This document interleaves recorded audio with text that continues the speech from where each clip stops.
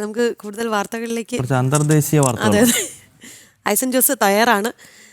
തീരുവ യുദ്ധത്തിൽ ട്രംപിന് വീണ്ടും തിരിച്ചടി.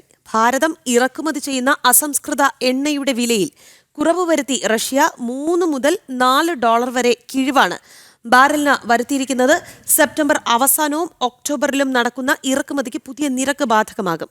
ഇന്ത്യയിലേക്കുള്ള എണ്ണ കയറ്റുമതിയിൽ വിലക്കിഴിവ് കാര്യമായ സ്വാധീനം ചെലുത്തുമെന്ന് റഷ്യ കണക്കാക്കുന്നു. വിവരങ്ങളുമായി ഐസൻ ജോസാണ് നമുക്കൊപ്പം ചേർന്നത്. ഐസൻ, ഈ തീരുവ യുദ്ധം മറ്റൊരു ഘട്ടത്തിലേക്ക് കടക്കുകയാണ്. റഷ്യയുടെ ഒരു ഇടപെടൽ ഈ വിഷയത്തിലേക്ക് വരുന്നുണ്ട്. എങ്ങനെയാണ് കൂടുതൽ വിവരങ്ങൾ?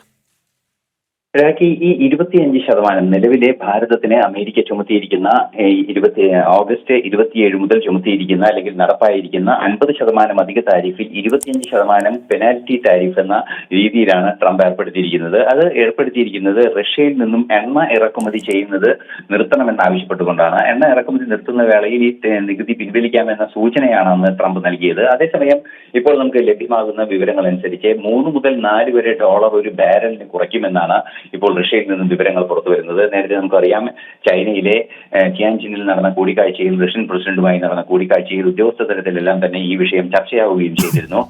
പ്രധാനമന്ത്രി ഇക്കാര്യത്തിൽ പ്രത്യേക താല്പര്യമെടുത്ത് ചർച്ച ചെയ്യുകയും ചെയ്തതിന്റെ അടിസ്ഥാനത്തിലാണ് ഈ വില കുറയ്ക്കാനുള്ള ഒരു തീരുമാനം ഉണ്ടായിരിക്കുന്നത് എന്നാണ് മനസ്സിലാക്കാൻ സാധിക്കുന്നത്.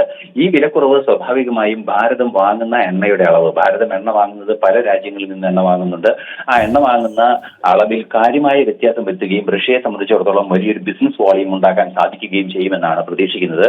സ്വാഭാവികമായും നേരത്തെ നമുക്കറിയാവുന്നതാണ്, റഷ്യയിൽ നിന്നും വൻതോതിൽ ഇറക്കുമതി ചെയ്ത മാസങ്ങളാണ് കടന്നുപോയത്. ഇനിയും ഇറക്കുമതി വൻതോതിൽ വർദ്ധിപ്പിക്കുക എന്ന ലക്ഷ്യം തന്നെയാണുള്ളത്. തീർച്ചയായും ഇത് ട്രംപിനെ സംബന്ധിച്ചിടത്തോളം വലിയൊരു തിരിച്ചടി തന്നെയാണ് എന്ന കാര്യത്തിൽ തർക്കമില്ല. ഏത് രീതിയിലുള്ള തീരുവ ചുമത്തിയാലും ഭാരതത്തിന്റെ ഊർജ സുരക്ഷയുമായി ബന്ധപ്പെട്ട വിഷയങ്ങളിൽ മറ്റു രാജ്യങ്ങളെ ഇടപെടാൻ അനുവദിക്കില്ലെന്ന് വളരെ കൃത്യമായി തന്നെ ഭാരതം പറഞ്ഞിരുന്നു. ഇതിന് മറുപടിയായി വ്ളാഡിമിർ പുടിൻ തന്നെ മൂന്നാം കക്ഷിയുടെ ഇടപെടൽ ഭാരതവും റഷ്യയുമായുള്ള ബന്ധത്തിൽ ഉണ്ടാകില്ല എന്ന് ഉറച്ചു പറയുകയും ചെയ്തു ഇക്കഴിഞ്ഞ കൂടിക്കാഴ്ചയിൽ. അത്തരത്തിലുള്ള സംഭവവികാസങ്ങളുടെ എല്ലാം പരിണത ഫലം കൂടിയാണ്, അല്ലെങ്കിൽ അതിന് ശേഷമുണ്ടാകുന്ന ഒരു സംഭവവികാസം കൂടിയാണ് പ്രധാനമായും ഈ പറഞ്ഞ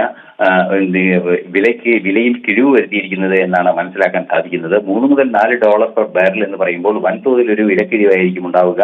കുറെ കൂടി കാര്യക്ഷമമായി ഭാരതത്തിൽ എണ്ണയുടെ വിപണിയിൽ കോമ്പറ്റന്റായ പ്രൈസ് പിടിച്ചു നിർത്തുന്നതിനും മാത്രമല്ല ലോകം മുഴുവനുമുള്ള എണ്ണ ഇറക്കുമതിയെ കൃത്യമായി സ്വാധീനിക്കത്തക്ക രീതിയിലുള്ള ഒരു വില നയമാണ് ഇപ്പോൾ പ്രഖ്യാപിക്കപ്പെട്ടിരിക്കുന്നത് എന്നും മനസ്സിലാക്കാൻ സാധിക്കുന്നുണ്ട്. തീർച്ചയായും ട്രംപിനെ സംബന്ധിച്ചിടത്തോളം വെല്ലുവിളികൾ ഉയർത്തും തോറും ഭാരതവും റഷ്യയുമായുള്ള ബന്ധം നിലനിർത്തുകയും റഷ്യയിൽ നിന്നുള്ള എണ്ണ ഇറക്കുമതി വിട്ടുവീഴ്ചയില്ലാതെ തുടരുകയും ചെയ്യുന്ന കാഴ്ചയാണ് ഇപ്പോൾ കാണാൻ സാധിക്കുന്നത്. അതുപോലെ തന്നെ ഈ തീരുവ വിഷയത്തിൽ ഭാരതം തീരുവ ഏർപ്പെടുത്തിയിരുന്നു എന്ന നിലയ്ക്ക് അമേരിക്ക ഒരു ന്യായീകരണമൊക്കെ നിരത്തിയല്ലോ. ഇതിന് പിന്നാലെ ഈ റഷ്യയുടെ ഇടപെടൽ ഉണ്ടാകുന്നു, ഭാരതം ഇറക്കുമതി ചെയ്യുന്ന അസംസ്കൃത എണ്ണയുടെ വിലയിൽ കുറവ് വരുത്തുന്നു.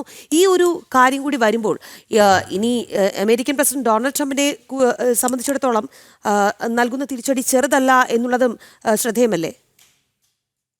ഭാരതത്തെ സംബന്ധിച്ചിടത്തോളം ഈ അമേരിക്കയിലേക്കുള്ള കയറ്റുമതിയെ, ആ കയറ്റുമതി വോളിയത്തെ ഒന്ന് ഡൈവേഴ്സിഫൈ ചെയ്ത് അല്ലെങ്കിൽ കുറെ കൂടി വിദഗ്ധമായി പല ഘടകങ്ങളാക്കി മാറ്റി പല രാജ്യങ്ങളിലേക്ക് കയറ്റുമതി ചെയ്യുന്ന വിപണി കണ്ടെത്തുക എന്ന സ്ട്രാറ്റജിക്കായ ഒരു നീക്കമാണ് ഉണ്ടായിരിക്കുന്നത്. ഇതിന്റെ ഭാഗമായാണ് റഷ്യയുമായും അതുപോലെ തന്നെ ചൈനയുമായുള്ള അതിശക്തമായ ബന്ധം തുടരുന്നതിനുള്ള തീരുമാനം ഇക്കഴിഞ്ഞ ദിവസം നടന്ന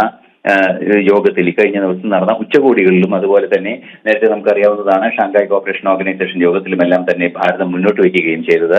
സ്വാഭാവികമായും ഇത്തരത്തിൽ ശക്തമായ ഒരു നിലപാട് ഭാരതത്തെ സംബന്ധിച്ചിടത്തോളം ഇക്കാര്യത്തിൽ ഉണ്ടാകുമ്പോൾ ആഭ്യന്തര സാമ്പത്തിക രംഗങ്ങളിൽ കാര്യമായൊരു ഇടപെടൽ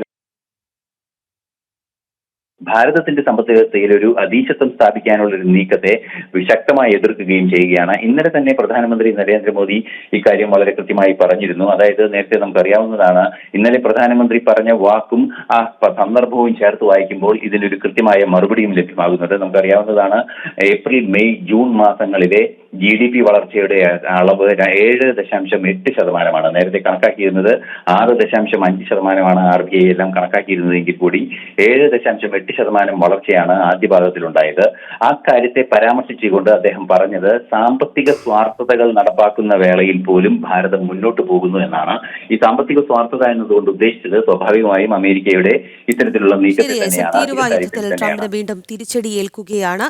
ക്രൂഡ് ഓയിൽ വില റഷ്യ കുറച്ചിട്ടുണ്ട്. ഭാരതത്തെ സംബന്ധിച്ചിടത്തോളം വലിയ നേട്ടമാണ്. പക്ഷേ ഇത് ഡൊണാൾഡ് ട്രംപിനെ സംബന്ധിച്ചിടത്തോളം വലിയൊരു തിരിച്ചടിയാണ്. അതായത് ഈ ഡൊണാൾഡ് ട്രംപിന്റെ എന്നല്ല രാഖി, പൊതുവെ അമേരിക്കയ്ക്ക് ഒരു പൊതു സ്വഭാവം വർഷങ്ങളായിട്ട് നിലനിൽക്കുന്നതെന്ന് വെച്ചാൽ അവരൊരു വലിയേട്ടൻ മനോഭാവമാണ്. അതായത് ആവശ്യമില്ലാത്ത കാര്യങ്ങളിലൊക്കെ കയറി അഭിപ്രായം പറയുക, ആവശ്യമില്ലാത്ത സ്ഥലങ്ങളിലൊക്കെ ഇടപെടാൻ പറ്റിയില്ല. അത് വർഷങ്ങളായി നിലനിൽക്കുന്ന ആ ഒരു വലിയേട്ടൻ മനോഭാവം എന്തായാലും നരേന്ദ്രമോദി ഇല്ലാതാക്കുന്നുണ്ട്. കാരണം ഒരു പുതിയ ഭാരതത്തിൻ്റെ ശൈലിയാണ്. അതിപ്പം വേറൊരു കാര്യം കൂടെ നമ്മൾ എടുത്തു നോക്കണം. ഇപ്പം നമ്മൾ ചൈനയോട് നല്ലൊരു സമീപനമാണ്. പക്ഷേ അതിലും ചൈന നാളെ ഒരു പ്രകോപനത്തിലേക്ക് വന്നു കഴിഞ്ഞാൽ അവിടെയും നമ്മൾ നിലപാട് മാറ്റും. അല്ലാതെ ചൈന എല്ലാ കാലത്തും ഒരു മികച്ച രാജ്യമാണെന്നോ നമ്മൾ ചൈനയുടെ കൂടാണെന്നോ ഒന്നുമല്ല. അതായത് വി.ഡി. സവർക്കർ മുൻപ് നമുക്ക് നൽകിയിട്ടുള്ള ഉപദേശം പോലാണ് നമ്മളോട് എങ്ങനെയാണോ പെരുമാറുന്നത്, രാജ്യ താല്പര്യത്തിനാണ്, അതാണ് രാഷ്ട്ര താല്പര്യത്തിനാണ് മുൻഗണന. നമ്മളോടൊരു രാഷ്ട്രം അല്ലെങ്കിൽ ഒരു വ്യക്തി എങ്ങനെയാണോ പെരുമാറുന്നത് ആ രീതിയിലാണ് നമ്മൾ തിരിച്ചു പെരുമാറേണ്ടത്. അപ്പോൾ ചൈനയാണെങ്കിലും കൊള്ളാം, അമേരിക്കയാണെങ്കിലും കൊള്ളാം, പഴയ നെഹ്റുവിൻ്റെ കാലത്തെ ഇന്ത്യയല്ല, നരേന്ദ്രമോദിയുടെ കാലത്തെ നവഭാരതം എന്ന സന്ദേശം നമ്മുടെ കരുത്തനായ പ്രധാനമന്ത്രി ലോകത്തിന് മുഴുവൻ നൽകുകയാണ്. മുഴുവൻ ഭാരതീയർക്കും അഭിമാനം നൽകുന്ന കാര്യങ്ങളാണ്. മാതൃക കൂടിയാണ് ലോകത്തിന് കാട്ടിക്കൊടുക്കുന്നത്. എക്കാലവും നമ്മുടെ അടുത്ത തലമുറ, നമ്മളുടെയൊക്കെ കാലഘട്ടം കഴിഞ്ഞ് അടുത്ത വരുന്ന ഒരു 10-20 തലമുറ നരേന്ദ്രമോദിയെ ആധുനിക ഭാരതത്തിൻ്റെ പിതാവ് എന്നൊക്കെയുള്ള രീതിയിലായിരിക്കും